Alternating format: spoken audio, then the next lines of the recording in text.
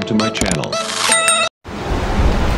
வணக்கம். இன்னைக்கு அபி டிவி லைவ்ல நம்ம பார்க்க போகிறது நெல்லை மாநகராட்சி பரணி நகரில் தார் சாலை அமைக்க அதிரடியான நடவடிக்கையை மேற்கொண்ட தச்சை மண்டல சேர்மன் ரேவதி பிரபு அவர்களுக்கு பொதுமக்கள் சார்பில் பாராட்டுக்கள் குவிந்த வண்ணமாக இருக்கிறது. அந்த வீடியோ தான் நம்ம பார்க்க போகிறோம். இந்த வீடியோ குறித்த கருத்துக்களை மறக்காமல் கமெண்ட் பாக்ஸில் பதிவு செய்யுங்க.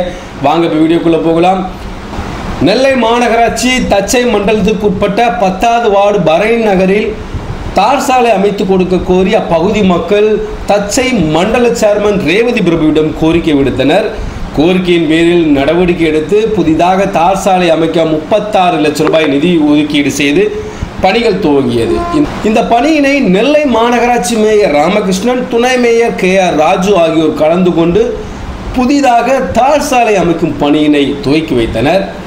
இந்த நிகழ்ச்சியில் மாமன்ற உறுப்பினர் கோகுலவாணி சுரேஷ், கந்தன், தச்சை மண்டல உதவி ஆணையர் ஜான்சன், தேவ சகாயம், உதவி செயற்பொறியாளர் பேரின்பம், உதவி பொறியாளர் பட்டுராஜன் உட்பட ஏராளமானோர் கலந்து கொண்டனர்.